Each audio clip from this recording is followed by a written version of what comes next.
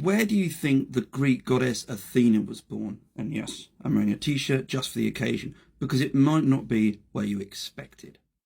I say born, but that's probably not really the word I should use, because this wasn't a conventional birth by any means.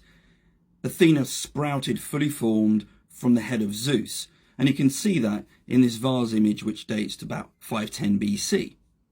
Hesiod, the famous poet, recorded this event, and he has it down that this occurred on the riverbank of the river Triton.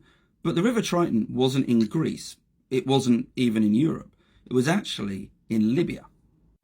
Now, when I say Libya, it's not the modern Libya, because in antiquity, Libya could mean what is much of modern-day Egypt.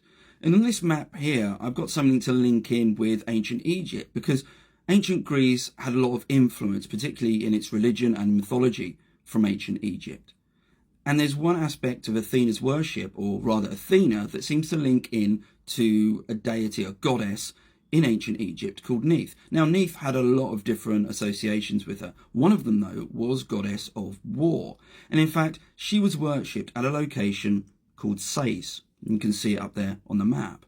And it's at Sais that Herodotus mentioned, and Plato in one of his works, the Timaeus, that there was a temple to Athena there.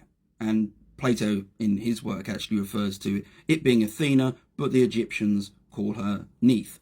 So you have this sort of association with the goddess Neith being Egyptian, but also Athena being a sort of representation of her, or a Greek understanding of her. It's a great example of cultural exchanges going on in antiquity. I mean, after all, you have Athena, an iconic Greek goddess, having shared associations with Neith, an Egyptian deity. And above all of that, you've got Hesiod, a famous Greek poet, placing her birth on the riverbank of a river in North Africa somewhere. I wonder if Zeus had access to paracetamol.